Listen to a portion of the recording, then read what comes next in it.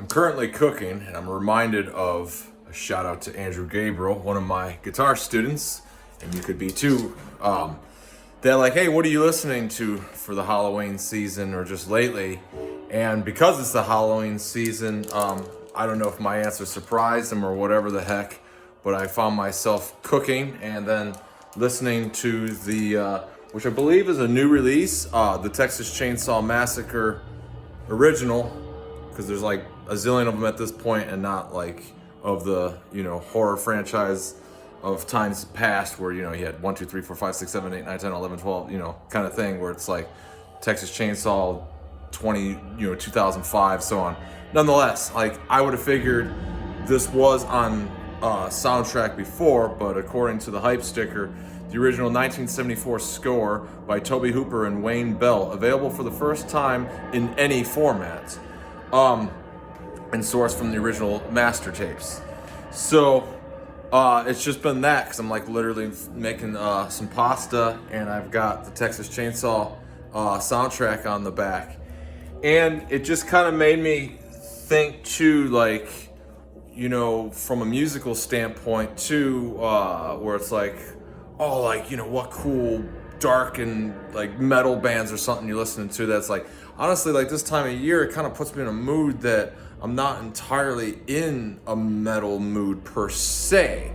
I mean, it would be dependent on the band's style. So something a little bit off the beaten path, where like previously, like you could go to like some obvious choices, where like something like Deceased, let's say, where like they sing a lot about horror movies and stuff, so like that's the connection.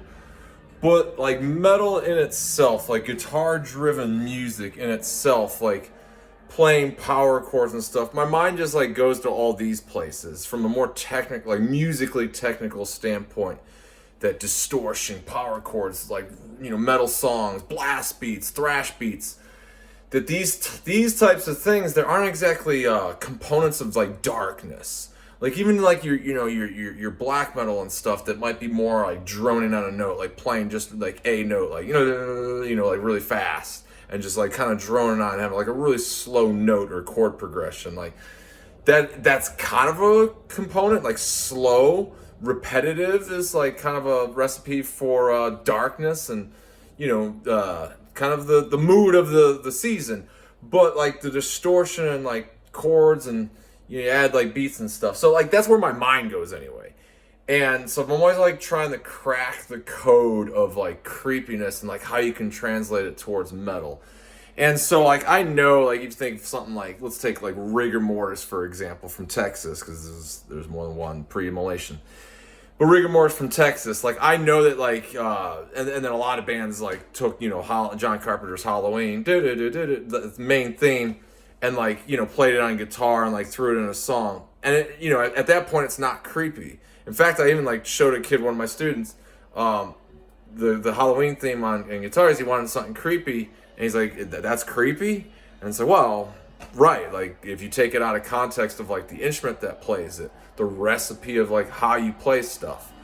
So like that's more like the mood that I embody this time of year. Like I don't think there really is like too many of a metal band, because like a lot of that, for really lack of a better term, like I don't care if it's the most evil of black metal or something, like there's more of like a minor scale somberness, rather than, in my opinion, like true haunting darkness.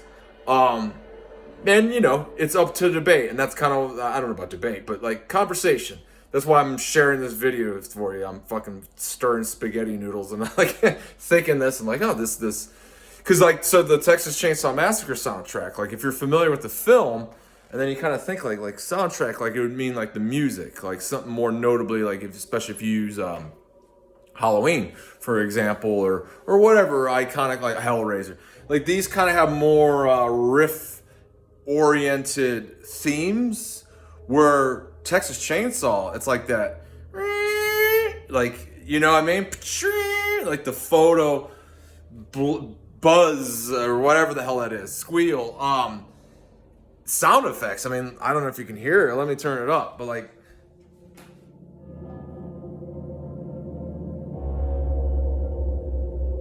You know, it's just, I mean, this is a little bit more relaxed, but like there isn't like music per se. It's more sound effecty, but it's haunting and creepy as shit. And not having the flicking from, that's one of the things I love about soundtracks. It makes me think of, you know, if anybody that's familiar with Matt Putrid, the artist, did a lot of really cool covers. You know, running into him one time and like kind of talking about like, you know, he loves horror movies, and I was talking about like do you like soundtracks and stuff? He's like, you know, I love horror, man, but I never thought about like getting a record of a horror movie and then like jamming the movie. And I'm like, well, you know, I get it, but I don't get it because like I don't think jamming the movie is the right word. It like in a lot of ways it just puts you in a different atmosphere than viewing the movie. You know what I mean? And so, you know, I'm flipping pasta noodles and I got Texas Chainsaw going on in the background, and it's making me feel like, you know, it's a rainy fall day in late October, and it's like, yeah, this is awesome. Like, you know, if I had, you know, if I had those, the best I'm telling you, the best candle of all time for the season is those shitty $5 apple pie ones from Walmart. The only reason to go to Walmart is get those. And so it's like, you know, you have one of those, like, oh, the ambience is totally set, you know? So it's like, that's the kind of mood. Like, I couldn't imagine really putting on, you know, a thrash or a death metal or a black metal record. Like, I just am not really in that mood. I like the creepy atmosphere with it. And for all those reasons that mentioned. But then it, like, that mood kind of goes a little bit differently, too. Because then, like, Texas Chainsaw is Texas Chainsaw. It's a little bit more sound effect oriented, and that's that. But then you do have, like I said, like the more riff oriented stuff that would be John Carpenter's Halloween, The Omen, so on and so forth. So there is like that would be more synth, I guess is what I'm getting at. Or in the case of The Omen, like more choiry orchestra, and those are also different components of creepiness that again aren't distorted power chord using blast beats, thrash beats, you know, really just syncopated guitar or like syncopated guitar to then, you know, rock oriented like drum beats. Like it's uplifting it. Like I don't give a shit if it's, you know, Dawn of the Black Heart's Mayhem, like or like just somehow like to me that's not creepy, like because it has like that element. So like a lot of that then, especially in an 80s sense, is synth oriented, different instrument that's slightly more orchestral, I guess. It can do more of the voices without having the full orchestra, because then the orchestra stuff, so like, you know, you have voices then, you know, and metal manipulates this or utilizes this too to like make things creepy.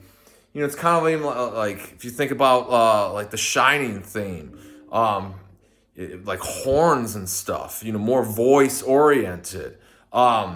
So like, and it's creepy and it's cool. Like, so like these things are just far more. So then there's different categories anyway, because then different categories and different time periods. Because one of the coolest things that I feel that Halloween 2 reminded us of, like you can take a happy song like Mr. Sandman and then put it at the end of a scary film, and then now the song takes on a scary property. At least I feel so. So and not so much to say that it is, but like, so it makes me think of Bernard Herrmann, who the guy, he did a zillion movies that you know and love, like that are very famous, so on and so forth, but particularly then Psycho, the Psycho theme. And so like there's not much to that for one, but what is to that is then, you know, definitely more orchestral, by the way. But it's also then a time period. The movie come out in literally 1960s, so then it would mean it was filmed in like 58 or 59. So like the 50s though, like particularly. And Bernard Herrmann would have done stuff with Alfred Hitchcock in the 50s. But him per se, but just even the 50s, you know, be it that awesome film, House on Haunted Hill with Vincent Price, like that kind of stuff. 50s stuff earlier than that, horror, could be kind of quirky. Like not the movie Jeepers Creepers, but like the song Jeepers Creepers. I think it is in the movie. But like that, like it's quirky, it's dumb. And that's in a way, not scary. Not the Mr. Sandman kind of haunting of like a upbeat song, because, well, for one, like that's a Halloween song like of like earlier periods then. So like it's intending to be, I guess, like childish creepy, where like Mr. Sandman wasn't trying to be creepy, and then it was like used later on that established it as such. And there's other examples that are kind of exceeding me right now to use an example of like more of the Mr. Sandman type. So anyway, like the 50s are kind of quirky. And granted, I do love though the music anyway. Like if you were to put something on, like, and it's not the 50s, it's even earlier, like War of the Worlds, like old radio programs, like, you know, it's quirky to a degree, but then like the background music and stuff, more orchestral, or like it's cool. It sets the mood.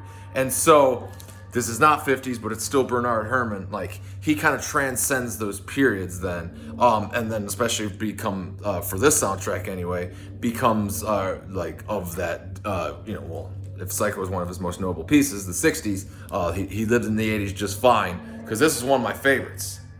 It's Alive 2. And, you know, we've heard of It's Alive, and I've seen It's Alive. Deceased, who I just brought up, sings a song about It's Alive. But the funny thing is, and this actually goes true for a few like soundtrack stuff that I absolutely love, I've actually never even seen It's Alive 2. I make it a point to listen or see it. I love the soundtrack, though. I just found this, and like I knew who because as a fan of Bernard Herrmann then, as like a musician, and I knew like his score, like I'm just gonna grab anything that's Bernard Herrmann. It's like, oh shit, he did It's Alive 2, and oh shit, there's an It's Alive 2. I guess I didn't know. Maybe there's an is there an It's Alive 3? Tell me in the comments. So that's an awesome score. Everything that Bernard Herrmann is great for. More of that orchestral sound, 80s, so different period. And what am I getting at there? Oh, so one of the things that I love about that then is like, yeah, there are flicks that I have seen, and I actually kind of don't even particularly like, but I love the scores. Now, the movie is pretty good. Slightly confused by it, slightly disappointed, because if I'm right, I'm like, oh, but like, just got Hereditary soundtrack. Creepy, awesome soundtrack. Movie, enjoyable. Do I love it? Would I wear a t-shirt? Buy the soundtrack. And you know, and that's like too, like when you start dissecting the super fan, like you would think that like if you bought a soundtrack, then like, oh my God, you must really love that movie. But I don't know. I guess I'm describing like, I like to explore like movies in a different way, and like, and it maybe doesn't even mean that I give a shit that much about the movie, because there's a different layer in the music. You know, a bad movie can be not as good without the music. And so I guess vice versa too. Like a really creepy movie could be not so creepy if it had, you know, a laugh track when there was supposed to be a scare. And that's why a lot of stuff sucks now, because it's like, you know, reliant upon like jump scares, not and to the degree of like everything's really, really quiet and all of a sudden a loud noise. Like, well, that's gonna make anybody like jump. It didn't mean the film was there. I was just like, gee, you know, that could happen to you in real life. So it's these like haunting atmospheres. I don't know what the hell I was doing. I was looking for another example of it was I was gonna show it. I'm not sure where it is in my collection here, but that movie The Witch, you know, 2 V's. You know, Robert Eggers, the director that did Nosferatu and stuff, which that's another one, Nosferatu. I'd be interested in the soundtrack. So, fine film, liked it, watched it again, The Witch, watched it again for the second time, saw it like roughly around when it came out. I don't know when it came out, but it's maybe around 10 years old at this point. And there's a lot of hype around it. Slightly disappointed, and like, I'm gonna give it another chance. You know, that Robert Eggers guy did okay on that Nosferatu remake. A few complaints. Music was cool. And so like I stumbled on the Witch soundtrack, and I grabbed it, and then I put it on. I'm like, damn, this is great. So having the soundtrack and not seeing it a second time within, you know, I've had the soundtrack for a few years. And it always scared the hell out of everybody, like, you know, around Halloween time that it, you know, was in the house. And so it's like, yeah, so I must have, you know, maybe I missed something. And so I watched the movie again recently. Same effect, like good. I enjoyed it, but like if I get what was the ending all about, I'm like slightly disappointed. But the music's great. It suits everything, like, of why I'm disappointed. Like, visually, storytelling wise, like, I don't know. Like, I guess there's something more, like, on a story, thought provocative and messed up and like cliffhanger and leaving you to interpret. And maybe it did all those things, and I'm just the one that wrong. But like the music, like it delivered on every note of like eerie and like that was it. And I guess that's what I'm saying. Like it's cool to relate to that. So I don't know, in a long-winded way of answering Andrew's question that you weren't present for, I thought it'd be fun to at least share that thought because it just like kind of hit me stirring some spaghetti noodles, like I said. So, a fun thing to kind of like, at least throw at you, see what you think, see if you think it's the same. If you don't, I don't care. That's fine. These are my thoughts. Thought you might enjoy them. If you don't enjoy them, you have further thoughts, well, then let it be known in the comments. And when you do, I'll talk to you next time.